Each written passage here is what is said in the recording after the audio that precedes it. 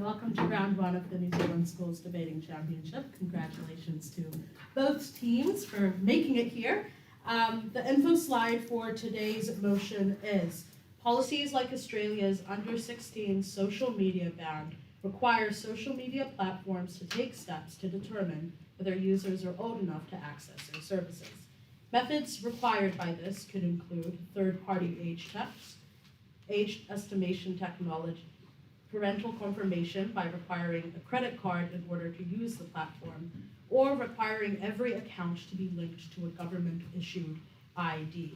The motion is: this House believes that governments should not require social media platforms to verify users' age. Speaking times are between 7 to 8 minutes, with POIs between the first and the 7th minute. I'll clap one time at 1 minute, one time at 7 minutes, and twice at 8 minutes. Reply speeches are 4 minutes long. I will clap once at 3 minutes and twice at 4 minutes. With that, I welcome up the first affirmative speaker to begin this debate.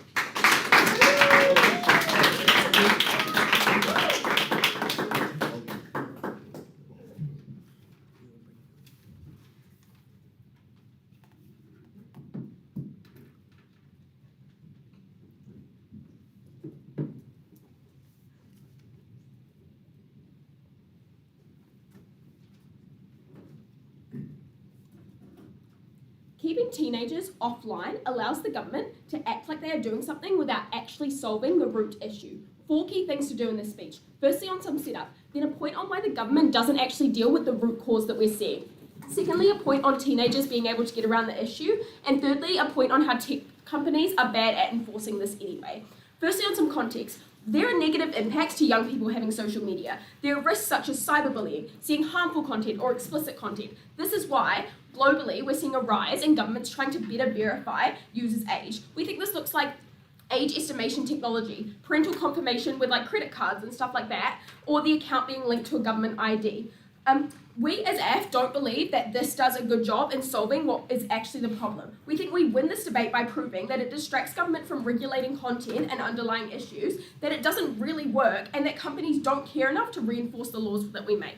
So on to my first point on the safety of children and parents.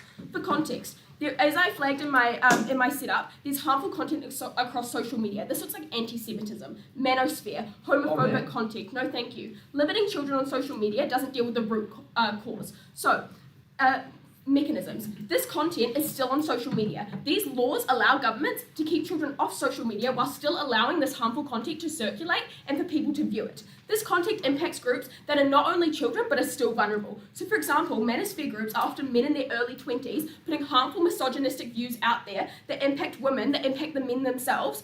We also think that vulnerable groups look like elderly people and stuff like that are on social media.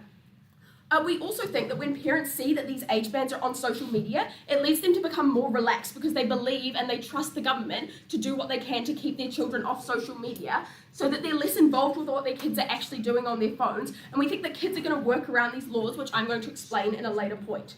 On our side of the house, when governments are not forcing companies to verify age, people are more aware of young people on social media and are far more likely to advocate for governments to actually take this harmful content down. Whereas comparatively, we think that on next side of the house, governments think that they've done enough and they move on. There's other issues that need to be dealt with, and they think that they've kind of like satisfied voters enough and like this group of people that's concerned with this content, and that like they've kept them happy whilst actually being lazy and not solving the root cause. So what are the impacts and outcomes of this? Is that governments can get away with seeming like they're solving a problem whilst just being lazy. Adults are still in danger of seeing harmful content. Adults are still in danger of being cyberbullied. Adults are still in danger of having poor mental health due to things that they're seeing online.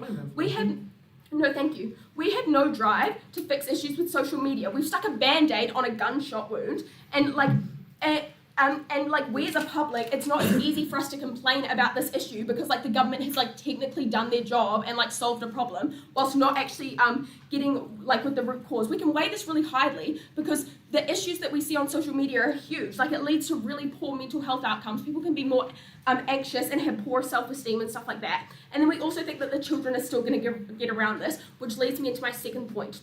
So we think that these verifications are quite ineffective. Context. Currently in Australia, you hear stories about under 16-year-olds that are still on social media, but you also hear stories about people who got banned even though they were old enough to be on there.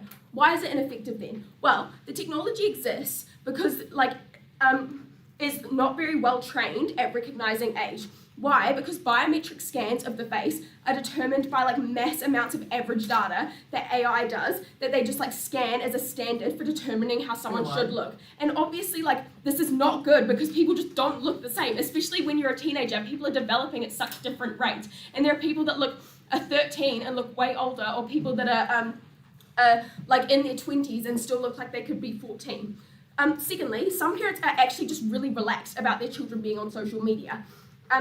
This looks like giving them their credit card to verify an account. Why? Because they just don't really see the harm in their child having social media, or maybe their child's just begged enough where they're oh, okay, you can just have it then. And therefore, they believe that they don't really see the harmful content, so that they believe that the experience that their child has isn't going to be very harmful, and so they just let their child have an account. Thirdly, we think children themselves can just find loopholes and go around these age checks. Why? Because social media is just such an established norm. Everyone engages with it. Most people and teenagers have social media, and everyone's aware of that, and they want to get on it. So either to just connect with people or engage with content on YouTube. So they just want normal. So they might take their parents' credit card and just use it to verify or something like that, or just lie about their age and stuff like that. So the impacts and outcomes of this is that children are still on social media, and which is really bad because there's still exposed content online, which I talked to in my first point, which is harmful. So even if 25% of children are no longer on social media because of these issues, that's still 75% of people that are of children that are on it, which is really bad. I'll take that PI. When long-term kids get more and more off social media and the norm of them being allowed on it goes away, why do they not stop fighting so hard for loopholes? We don't think that in the long term that's going to happen. We don't think that long term people are going to stop being on social media. On to my third point. So is that the company's response doesn't really deal with the issue. So for context, the current government policies aim to protect young people from harmful content. However, we tell you that this doesn't address the underlying issues. Social media, which is designed for young people, is advertised to them and appeals to them because they know that it's a market that they can profit from. Secondly, this means that the mandate for age verification only results in a very lazy implementation. The fact that there are only one-off checks and not routine, or the fact that you can just use another person's face, or you can use your parents' accounts, means that companies clearly aren't trying to very hard to implement the policy. No, thank you.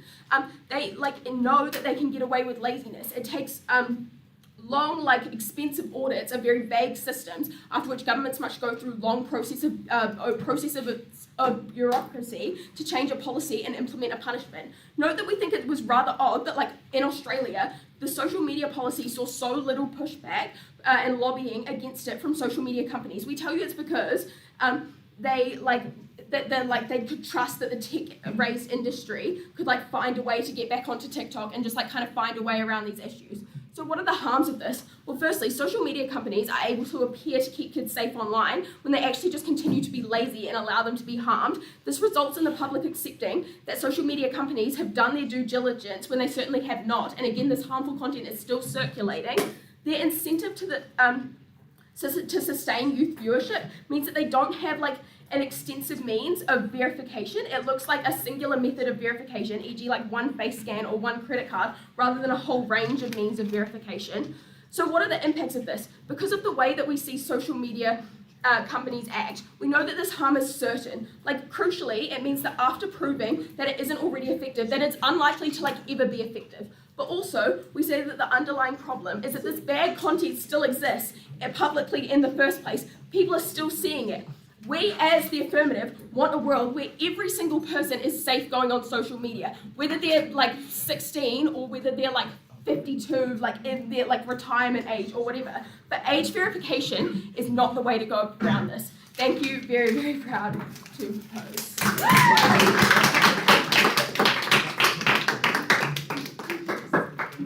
thank the speaker for their speech, and I now welcome up the first speaker of the meeting.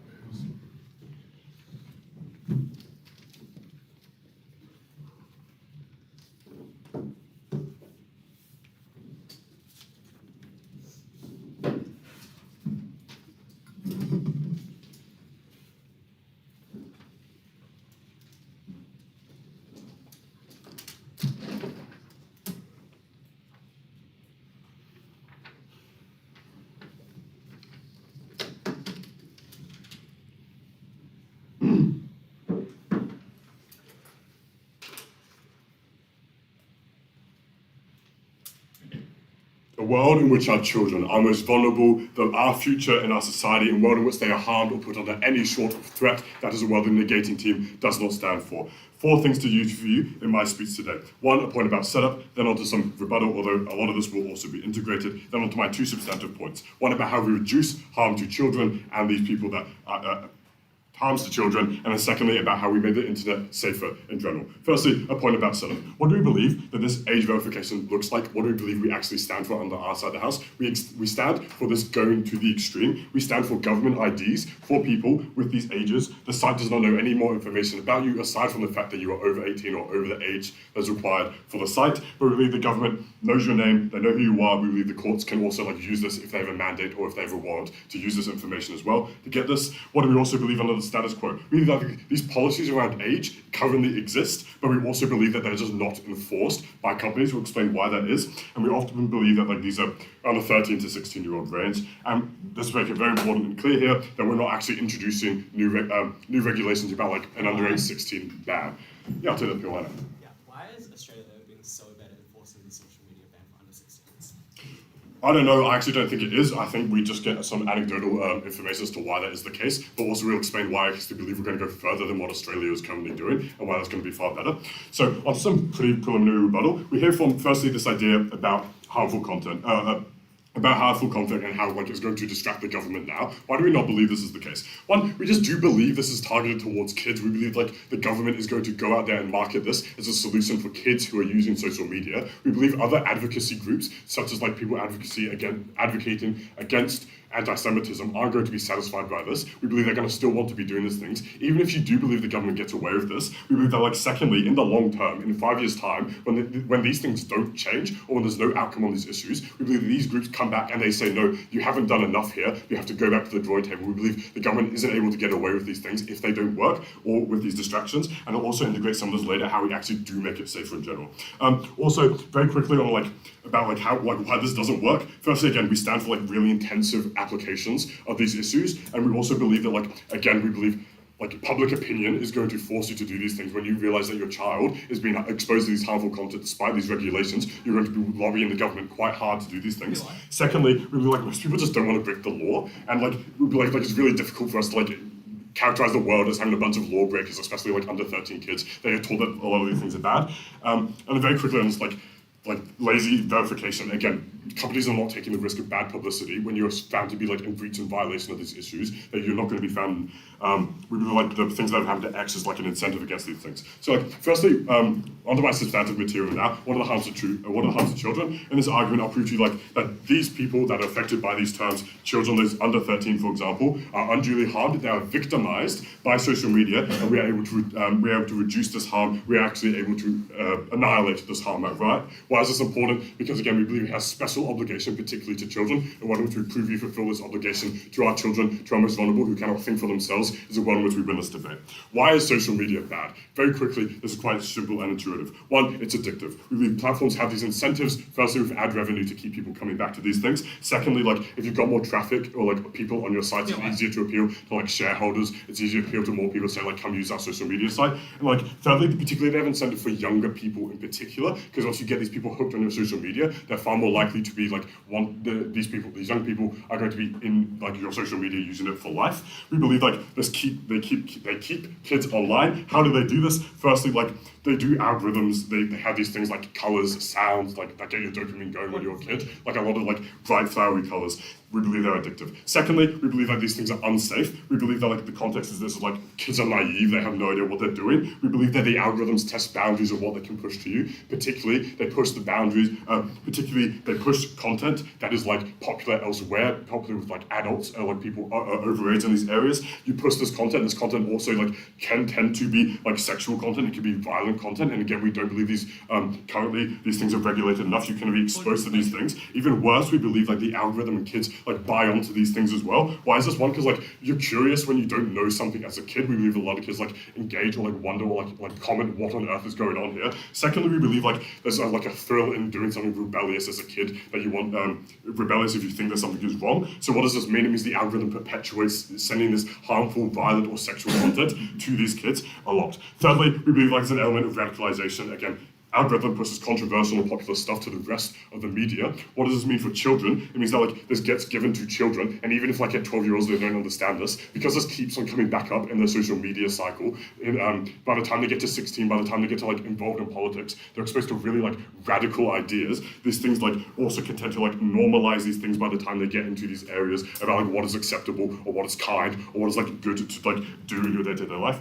Fourthly, we just believe like cyberbullying exists online. Kids are posting content on the internet, as are other kids. When you post something, when you like something, that can easily be picked up by another kid, say for example, that goes to your school. When that kid happens, it leads to bullying. Bullying is far more likely, again, because these things are like, they're unregulated, you're behind a screen, so a kid doesn't see the effect of what they're doing, and also like the victim doesn't tell because they believe they are doing something bad. So why does age verification work? Just implicitly we believe age verification works because these young kids cannot go. We explain why we actually do believe these measures work, but also why do these parents aren't already regulating these things? Why do we believe the current things that people are doing isn't sufficient to solve these problems? Firstly, we believe a lot of parents are just like simply busier. It's easier to put a screen in front of a child to stop that child crying with a bunch of sounds and things like that. And kids often like go wandering around apps to get and access these different things. Secondly, we believe like a lot of parents are uninformed. They didn't grow up in the like information age. They don't know about these harms. Thirdly, we believe like they might believe it is safe. They might buy into these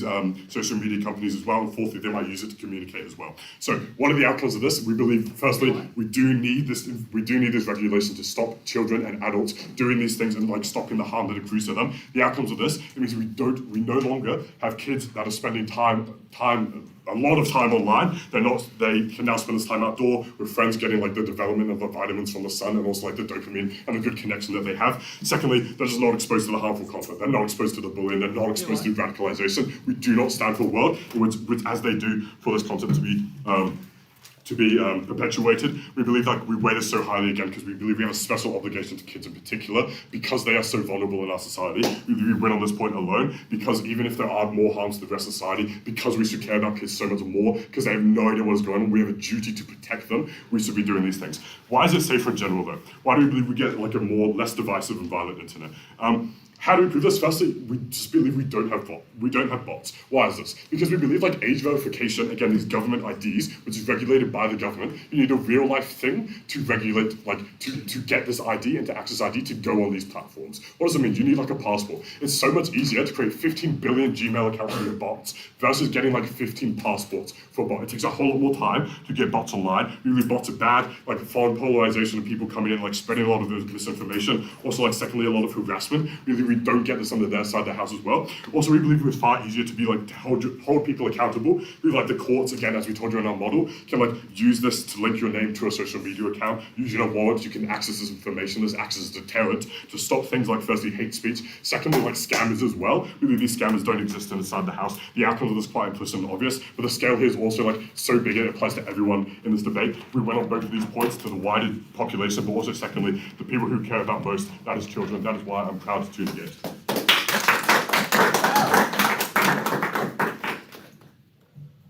the speaker for their speech. And I now welcome up the second speaker.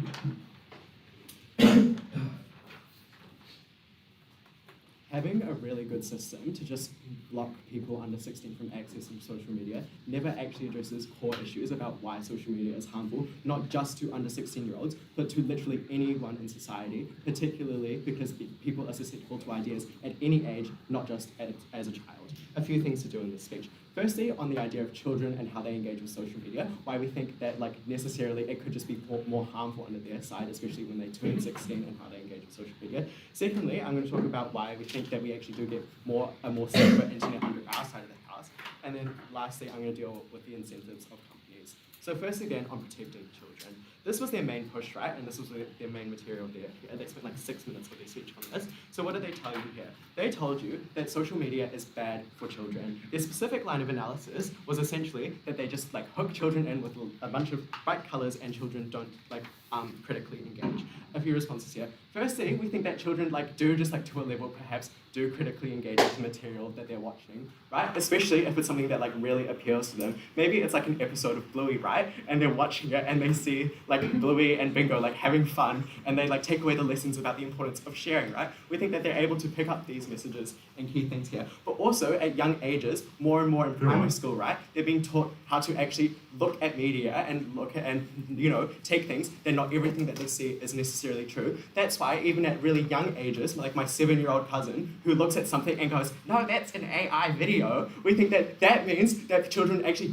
are able to engage with this material, the content. They're actually able to actually discern. They're not just like this dumb little like helpless, pathetic child that they want to claim that is susceptible to anything. But also, even if you think that they're still able to buy the content, why do we think that like not all the content is just necessarily harmful to children online, right? Look, they told you that there's lots of like extreme content that like children view, right? We think that the majority of children, like 80% of children, just don't engage with this content, right? The reason you hear children engaging with it is just because like it simply just creates way more headlines. It's like way blown up in the media because it's just what gets people's attention. But we think that what realistically 80% of children are probably engaging with are just like more kid-friendly like content, right?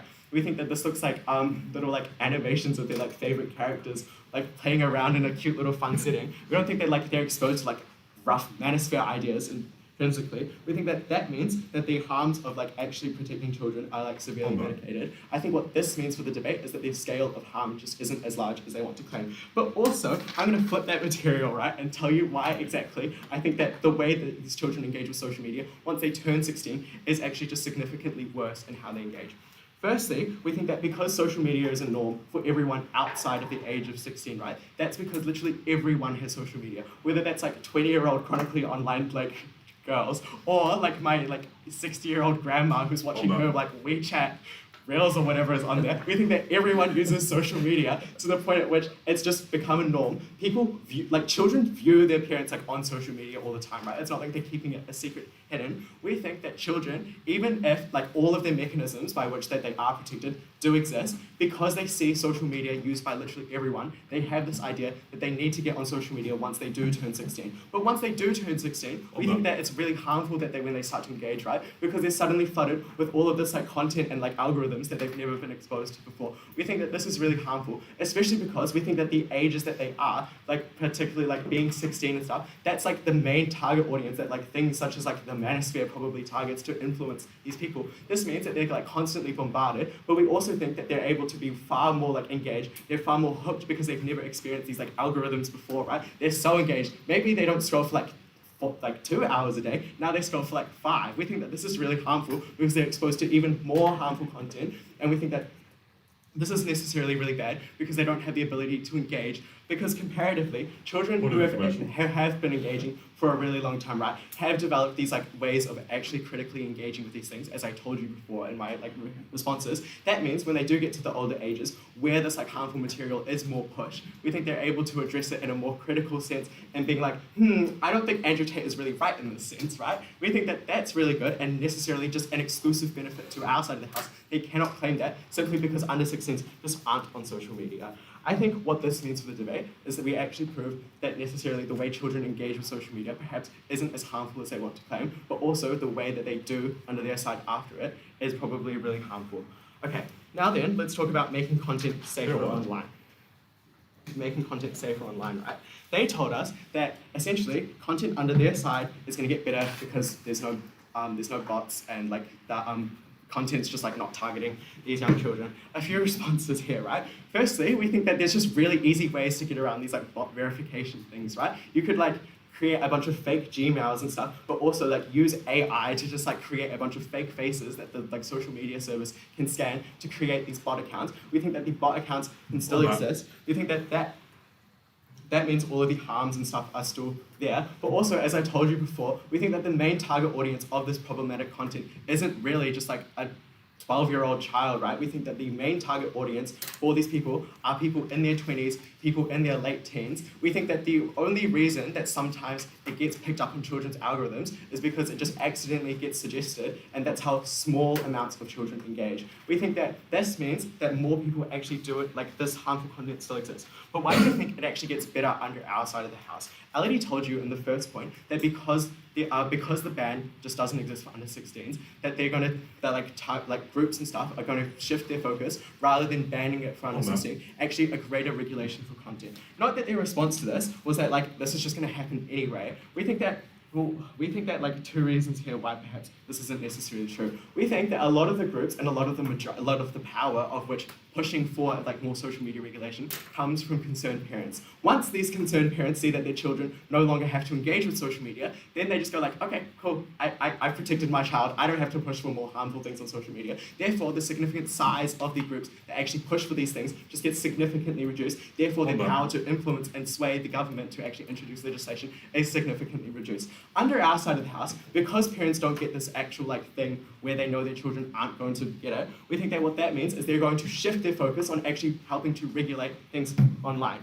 And we think that this means you actually get a more powerful push, you're actually more likely to sway the government. But even if you think that the power still exists in the same way, we think we just get this much sooner, right? Because we get it much sooner because they just don't have to ban under 16s and then people just slowly realize that harmful content still exists. We think that that is really important, right?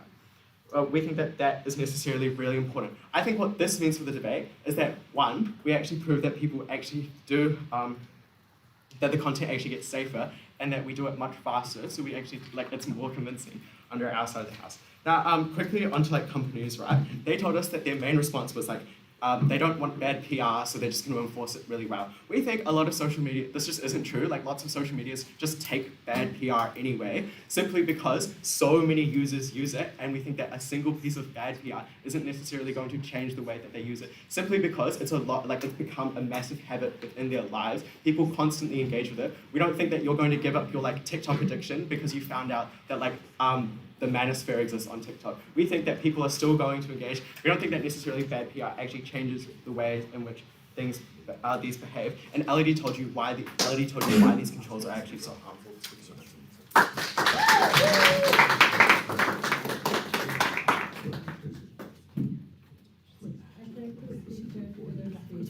And then I'll welcome up the second speaker of the meeting.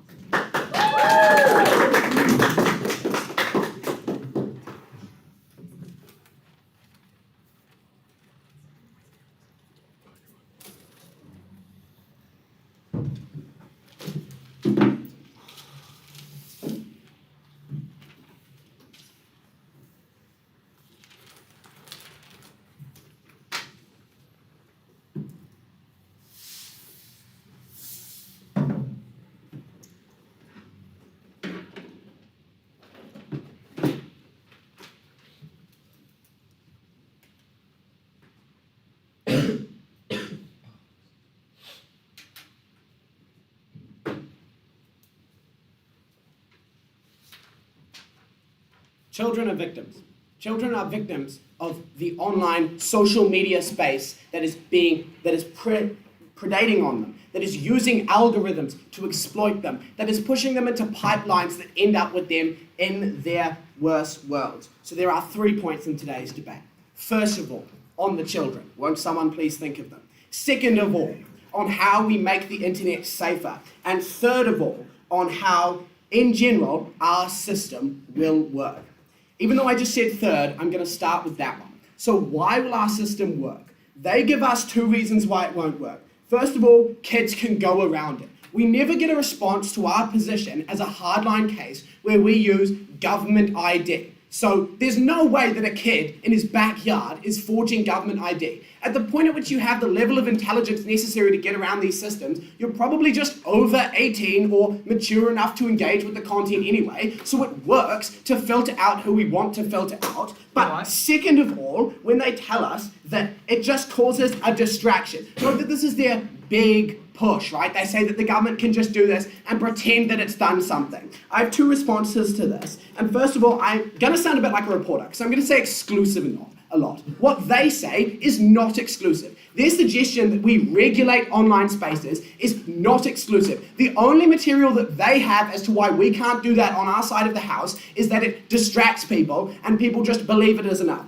First of all, I think if you have parents who are critically engaged enough to care about their kids' safety in online spaces, they're critically engaged enough to say, I think you also need to address the root causes of this. I also think that if these parents, even if they think, oh, that's probably going to fix everything, 5 years down the line, they don't stop caring about their kid when they reach this age of being allowed on the internet. When your kid turns 13 and now the Facebook terms of service let him on Facebook, you still care about whether there's harmful content on there. If you're a parent who's critically engaging in the way they explain to you the people who are pushing for this are, then you still care when your kid is 13 or 16 and engaging in online spaces, so you still push for things that will stop them from being radicalized and from being put into these pipelines. So there is nothing that they have told you that means that we cannot do this regulation on our side of the house. And I think it's just irrelevant to the debate, because what this debate is really about is whether or not implementing age verification has direct harms or benefits for social media on our society. And so that's what I want to focus on. So let's talk about the children then. Okay, so they try to tell you that children are actually already critically engaging. I think at a baseline you just have to believe that because children's brains are still developing, they are much less able to critically engage. I think also you have to believe that they just engage way less, and that even if they're being taught roughly at school, you can't just teach someone to be a critical thinker, and there's going to be lots of kids who slip through the cracks and don't manage to critically engage. Second of all, I think there's a difference between critically engaging and knowing that the content you're receiving is an early pipeline that will later funnel you down into the manosphere. I think it's very difficult for children to pick up on that kind of subtle nuance when we see adults struggling to identify that in their world. Before I move on, I will take a pure. How do children just randomly have the ability to critically engage once they turn 16? Okay, so they've told you that when people turn 16, they'll be internet illiterate. Won't people be internet illiterate when they're 12?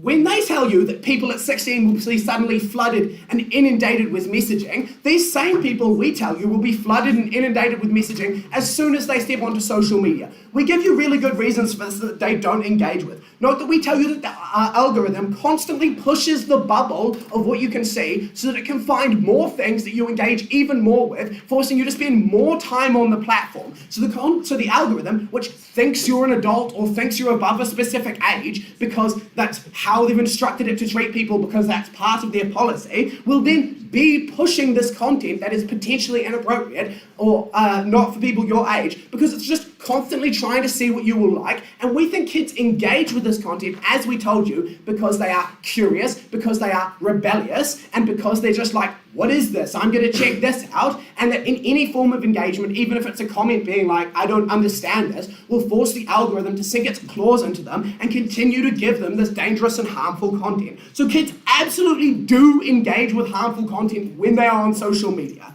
And when they turn 16, I simply think it is obvious that it is easier for them to identify, it is easier for them to critically engage. At the age of 16, we already trust children to do things like drive cars, which is really dangerous, because we see that they are more effective at being intelligent, using critical thinking, and making good decisions for themselves. That's why we allow them to move out of the house and get married at age 16. That's a well-known assumption that we have about 16-year-olds. So the difference is just whether you want kids to be inundated with this information at 12 or 16. The only material they give you about this is that kids at 16 are the target audience. But why would kids at 16 be the target audience if they can engage with it better? Why wouldn't you start reeling them at age 12 with pipeline stuff that is maybe not completely radicalized, but is slowly drawing you into that side of the internet? That's how they get you. That's what they do. They start pulling you in at age 12, and so then by the time you're age 16, you're so far down the rabbit hole that you can't escape. because that just makes sense. That's way easier than trying to fool a 16-year-old where you have to hope you get a really stupid 16-year-old. And so these groups, the manosphere, who want to maximize their impact, are very likely to target the youngest people possible on the platform, because those are the people who are the most likely to not call them out and not realize that they're being pulled in. So I think when that mechanism falls away, you can just see that kids are going to be targeted, that kids are being inundated with dangerous messaging at age 16, and so you must believe that there is an extreme harm to these children. Note if this is even a few children, the harm is extreme, and as we told you, the responsibility to protect them is extreme. And also note that they just haven't told you anything about why this in general is bad, other than that it distracts you, which I've already disproven. So even if we're just saving like 5 kids with this, note that we think it's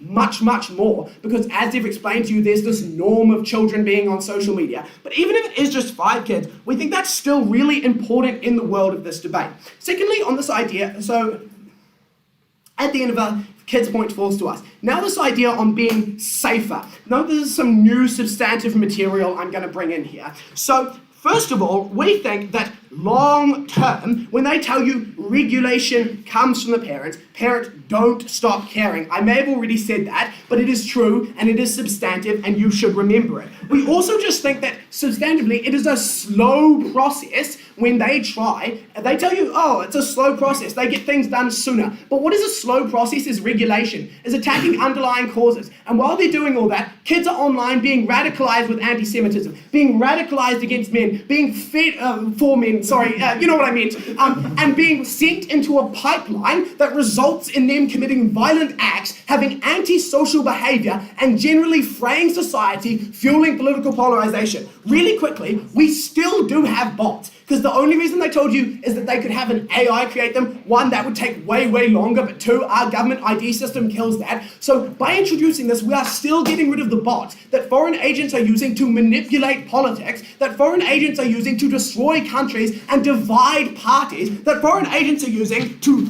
lose the debate for them. Thank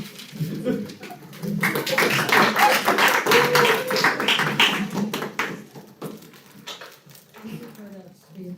I now welcome up the third speaker of the affirmative group.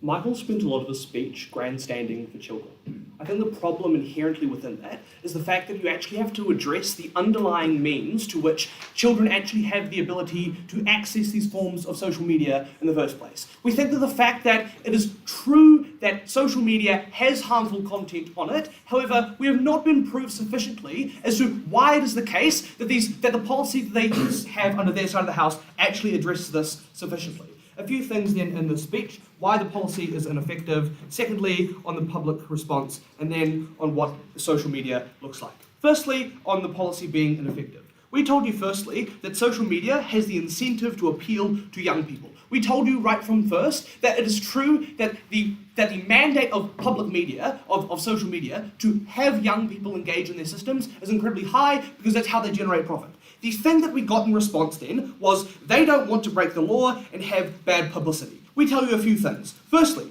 we tell you that they just take the bad PR. They don't care that much about the bad PR in the first place. Nathan told you that people aren't just going to stop looking at TikTok because there is bad PR on TikTok. I don't think that's a realistic conception of reality. Secondly, though, we told you that they're actually more likely to be discreet and find a grey area within these sorts of laws because literally the analysis that they gave you at first was, quote, they have a massive youth engagement base. I think then then, what this means is that they're actually likely to find ways around the laws and the policies that exist in order to ensure that they actually get these things around to ensure they happen. We tell you that this means that they're unlikely to get the bad publicity that they told you about, because it's unlikely that these things are actually public, these problems are public in the first place. But we tell you then that a part of private business is the concept that private companies are more naturally independent. It means that you cannot restrict them and you cannot regulate them to the degree to which they told you under their side of the house. At this point then, it was when Michael wanted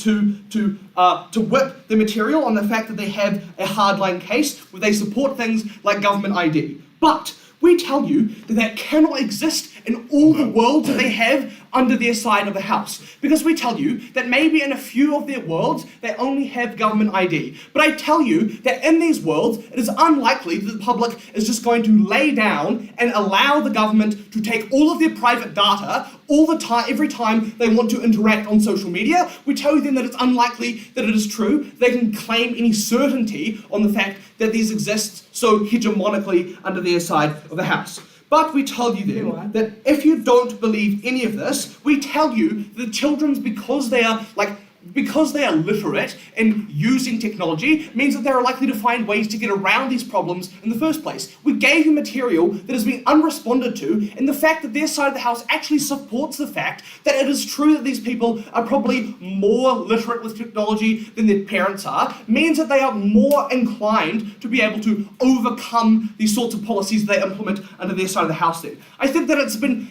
insufficient with the rhetoric that they wanted to give you to hide behind the guise of the fact the policy never works in the first place. The fact that even if you choose to have government policy, it is unclear why that works because of the incentives that we gave you. I don't think it's certain that they're able to claim their government ID thing then. At the end of this, we tell you that despite all the material that they want to give you about social media being like bad and harmful, we don't think that you can weight that very highly, because we say that it is only in very few circumstances that you can actually believe that their world works and that it is true that the policy exists. I'll take your POI.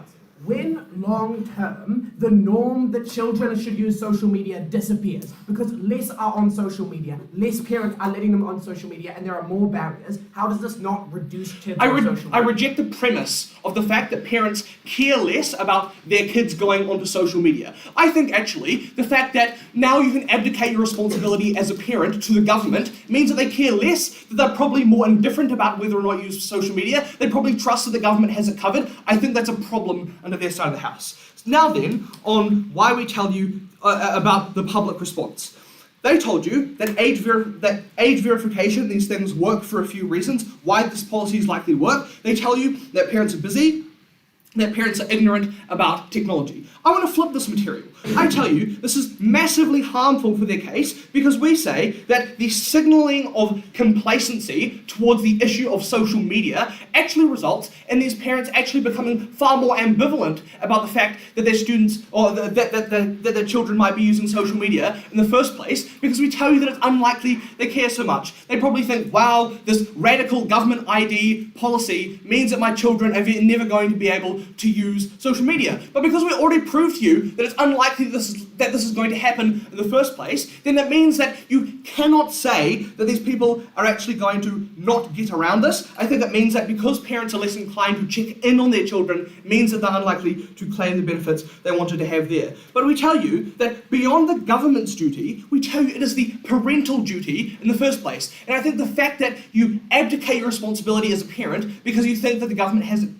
the problem covered is problematic under their side of the house. But then what did they say? They told you that they're going to be upset and have public outcry. We told you already that that is unlikely. We told you firstly that people don't really care about bad publicity, and we tell you secondly that if they did, the likelihood that they boycott TikTok is very low because that's probably their only means of release as an individual, whatever. So then, we proved to you that the public response is firstly that the public does not care so much about the problem that they tell you under their side of the house exists in the first place, but we secondly tell you that if that problem were to exist, it is unlikely to be public, it is unlikely that they know about it. Lastly then, on social media. Look, we got a massive push that told you that social media is incredibly bad. Look, even if you believe that social media is an inherent bad, we tell you that the policy that they choose to prescribe to you in the first place is an ineffective one. But now, we tell you a few things then. They tell us, very convincingly, that children are victims. But we tell you that the nature of the content that you're exposed to is probably tailored to your age. It means that you're probably more likely to see Baby Shark than you're likely to be exposed to the Manosphere under their side of the house. What it means then is that because you are actually exposed to content that you're likely to engage with in the first place, we tell you then that it is not such a large problem that they wanted to tell you. I think that it's going to come out very late in the debate at third neg when they're going to tell you why these people, all these 12-year-olds, are going to want to be like exposed to the Manosphere and that sort of thing. I think that's incredibly late, and I think you shouldn't weigh it very highly. But then, they wanted to tell you that, they wanted to try claim a unique benefit of bots, and that bots are going to suddenly disappear. We gave you material at Nathan as to why we think it's unlikely that bots are going to suddenly disappear. We told you that, you can just create as a owner of a company, you're able to do what you want with that company. You're probably able to create accounts on that company as you like. But secondly, we tell you that even if it is the case that you're not allowed to do that, they're probably going to find ways to get around it in the end. So then, at the end of this, we told you that social media is unlikely to look as bad as they tell you, and the content that they are exposed to in the first place is probably not so bad.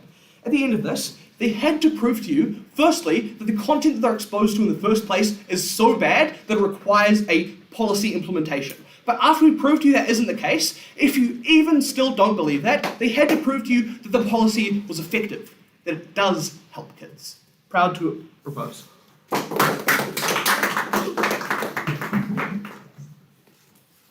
you for that speech. I now welcome up the third speaker from the debating team to close off the substantive portion.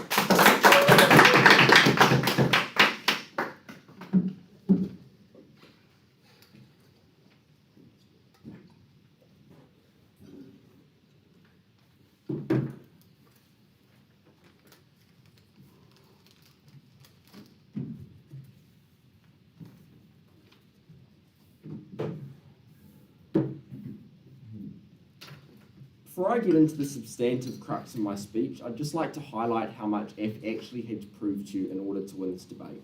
Because not only did they have to prove to you that our solution didn't work, they had to prove to you there was an opportunity cost, they had to prove to you that without that opportunity cost, a change would occur, and they have to prove to you that with that change occurring, it would actually ever be sufficient to stop kids to keep getting harmed on social media.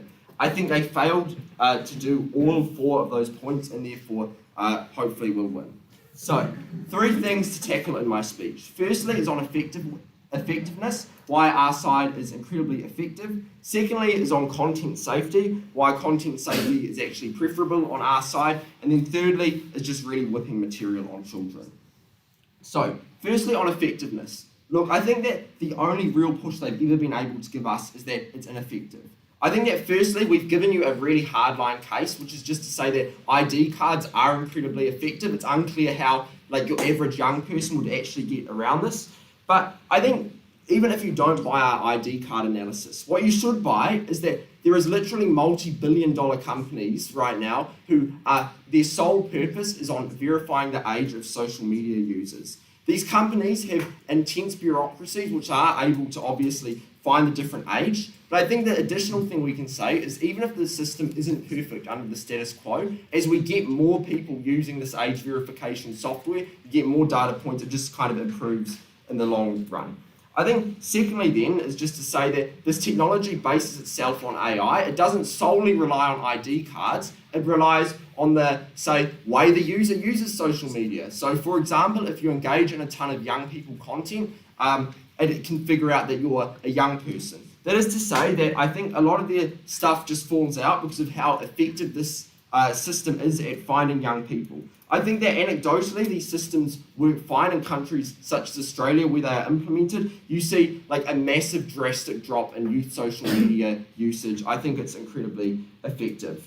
I think that I think that the next thing they kind of pushed you under effectiveness is the parents. Look, I think that what we tell you is that the solution is obviously a lot more visceral and that parents now know they have a responsibility to stop their children getting on social media. I don't think it's fair to say that parents just kind of support their kids getting on social media. Now lastly, under that point on government enforcement, I think that this is probably the strongest thing that they can offer. 3 things to say. Firstly, it is not in line with the trend we have seen where governments simply don't care. I think you see governments threatening to impose fines, which are literally millions of dollars. I think the social media companies definitely do care. But I think secondly, on the government enforcement, note just how much scrutiny this policy tends to be under. It tends to be something which gains intense media attention. I think the government is incentivized to enforce this policy to the biggest extent that they can. And I also think that intense media attention means that social media companies would ever just ignore it. But I think at the end of this point, I think that's pretty effective. I think we've proven that. But I think even if you don't buy that, even if we only get even if we just get a 5% drop, I think that is still incredibly important and something that you should weigh incredibly highly because they never actually give you an exclusive model for tackling it on their side. Next, on content safety. I think I'm going to split this up into 3 key points. I think the first thing under content safety is on opportunity cost. I think this is probably their strongest point in the debate. I think it's the only one that they can win on. I think the first thing to say, like we have kind of pushed you down the line, is it's just deeply unclear how they ever achieve any of this change on their side of the house. Right? Given all the mix they tell you on why social media companies don't care and are unlikely to listen, surely if the government steps in, they just never do it. But I think secondly, as Michael told you, look, we can probably stand for that as well. It's unclear why that has to be exclusive. I think that, in terms of additional change under that opportunity cost point, I think the next thing we tell you on why opportunity cost is unlikely to be an issue is that, look, there is already an intense civil and legal incentive on social media companies not to continue to perpetuate and recommend this harmful content. I think that they shouldn't be doing it under either side of the house, and that social media companies, if they can get them to care, it's unclear why that wouldn't kind of just flow over to our side. I think that lastly though, obviously you still get groups advocating for different solutions. I think that you still have people campaigning for social media companies to put forward stronger ideas, and therefore it's unfair to say that you just get, well, everyone advocates for bans, so therefore no one advocates for safer experiences. I think you probably just get both. And note that obviously this, I think that the next thing to say though is that even if you are able to get social media companies on side, it's unclear why the proposed models of increased moderation is ever actually particularly effective. Because as they tell you, there's always ways for users to keep getting around these moderation. I think that social media companies do try to moderate, but I think that oftentimes people are just smart enough, they kind of find ways of evading the filters. I don't think it's ever particularly effective, and I don't think this is something that they can change under the status quo. But I think I think that next on content safety, the issue under this is that they just never rebut the unique points we give them, right? We tell you that you're less likely to get deepfakes because people now have to verify a sense of legitimacy behind them. We tell you that there is a sense of accountability amongst social media users, and this is incredibly impactful because it benefits literally everyone. I think that the only push that they've been able to give you is to say, well, people still get around the filters. But I think that firstly, we tell you that there's just going to be probably less of this. You probably still get a reduction. But secondly, that I think we've kind of kept tackling that filter issue. I think it's clear it's not a problem. Yeah, go ahead. If they can get around our social media moderation, why can they not get around your forms of moderation of government ID? Oh, look, I've said this a million times. Government ID, you can't just fabricate it, but also the systems are constantly improving because you have more data points, you have things like AI, which the software is based on, kind of improving as you go along. Now on children, I think that, look, the only push is to say that maybe when you turn 16, you're flooded with a ton of content that you don't know how to handle. I think that, look, there's always going to be some level of bad content on both sides, but the unique benefit that we give you is that you wait till you're 16 to see this content versus saying it when, say, you're 10. I think that this is uniquely beneficial because you are A, more mature, and B, you have had more time to receive an education in school which teaches you how to process this harmful content. And look, I think it's the kind of issue here is that it's unclear why, by being exposed to this content early, you are actually uniquely benefit at processing it, right? Because I think what I would push to you is maybe if you're given some radical content which you don't entirely understand, you might not explicitly think it, but you still internalize the narratives, right? I think that's still incredibly harmful. And I think that this is something which they can't really kind of get, sort out.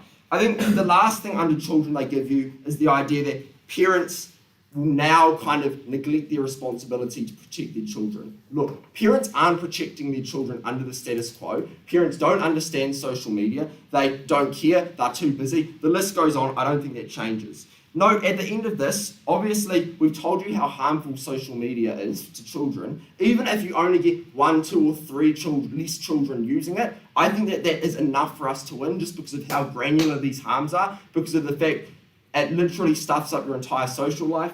Therefore, very proud to negate. Thank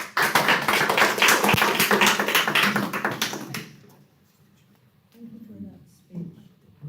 As is customary, we'll reverse the speaking order and invite Adam to give the reply.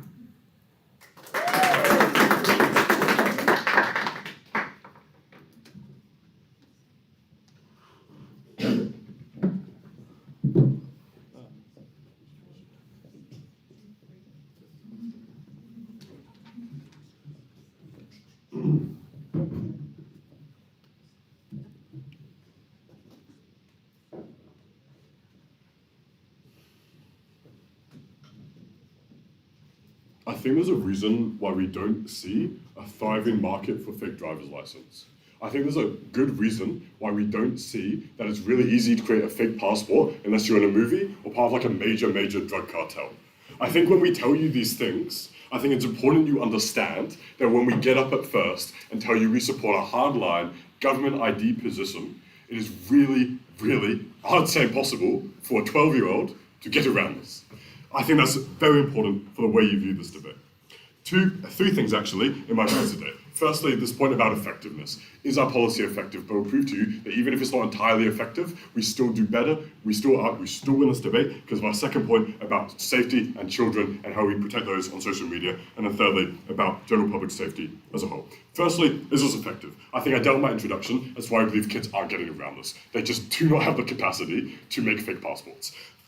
Secondly, about the government distraction. I think we tell you again down the line that there are oppressor groups that care about these things deeply. We think that people that care about anti-Semitism want to pressure the government into doing these things. Again, we believe we tell you all of these things down the line. The only significant piece of pushback we get that is sustained through the AF case is about companies and about how actually they will cop the bad PR. We don't believe this is the case, primarily because again, we don't believe that people do go to these, people won't use a social media app of a company that doesn't protect children, that allows for the abuse of children on a day-to-day basis. We do not believe people stand for that PR. And even if people do stand for that PR, we believe that, as Bryn told you, there are fines, there is a massive public court case, it is against the law at the end of the day. We believe there are so many incentives, so many reasons as to why this is effective. But take them at their best. Take them at their best and that most companies actually don't implement this. I still take that, because even if one company doesn't allow children to be exposed to this harmful content, that is so much better to whatever they propose about some moderations, which we believe is so much easier to get around. So why do we protect kids? Onto the second point now about children and social media. We give you so many reasons. We tell you about the addiction. We tell you how it's unsafe. We tell you about radicalization. We tell you about cyberbullying. We tell you how we solve this through our model. We solve this, and also how this is entirely exclusive. How parents can no longer be trusted to do these things, and how the government must now step in. I couldn't care less if parents must do these things, or they're responsible for doing these things. They aren't doing them at the moment. Therefore, the government must intervene to help save our kids. What do we get pushback from this? Firstly, we get kids are actually literate, and kids are literate, or they're if we just move this to 16 and they just go on at 16, they'll be far more literate. Why does this not make sense? Because they tell us at second that kids are taught these things in school.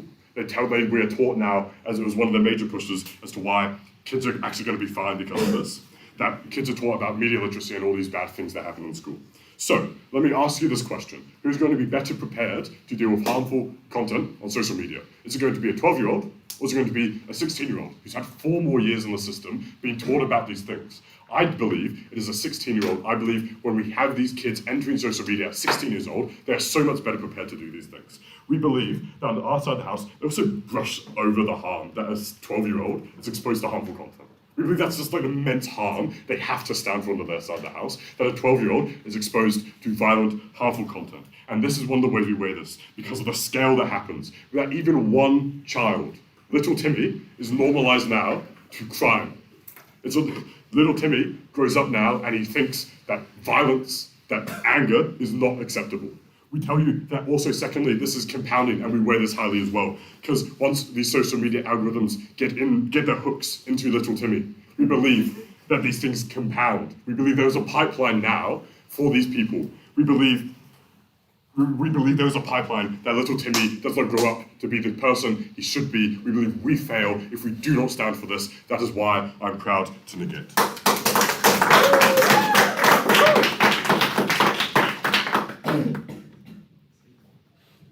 Thank you for that speech, and I welcome up Affirmative to give the reply and close off this debate.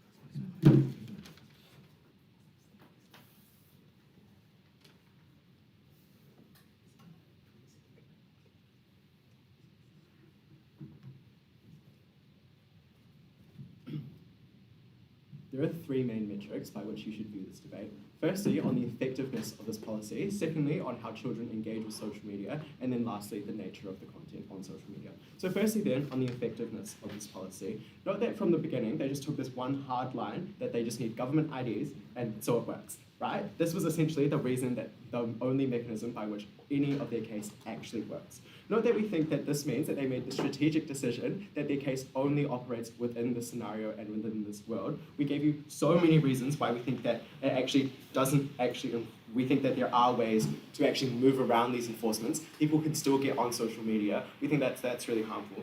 But also, we told you that in other scenarios, right? Because note that the info slide gave you multiple examples. Therefore, I think they have to actually engage with these mechanisms by which companies can enforce these things. We gave you reasons why these don't necessarily work.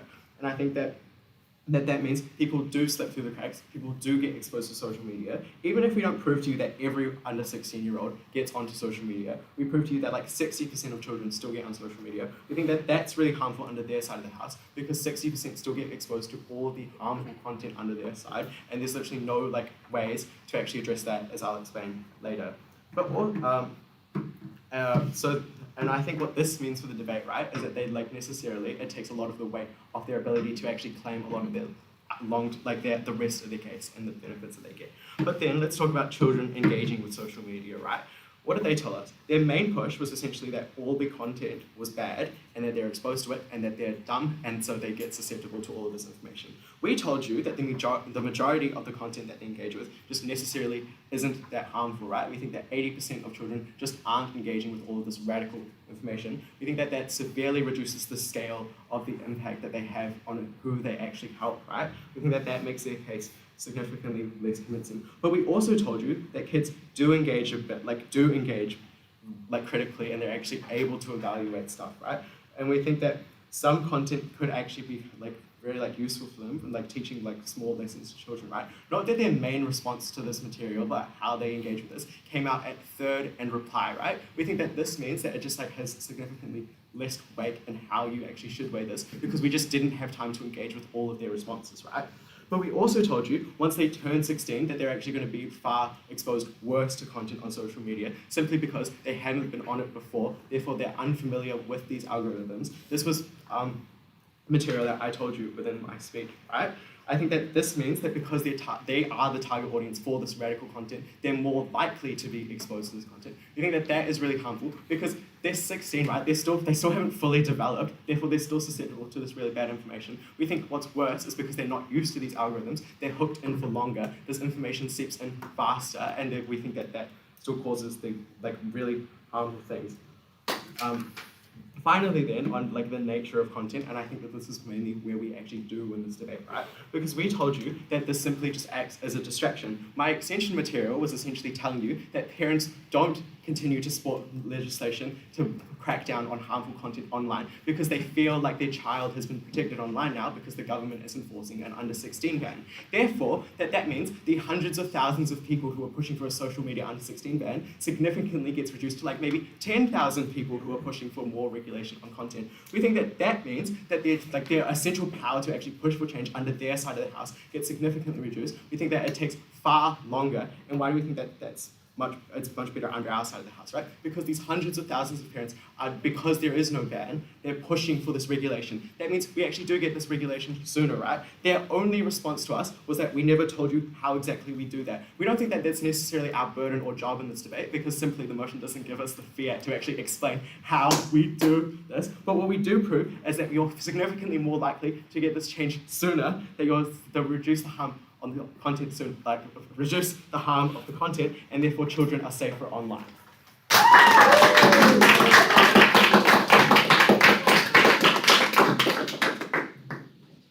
Thank you to both teams for a wonderful start to the tournament.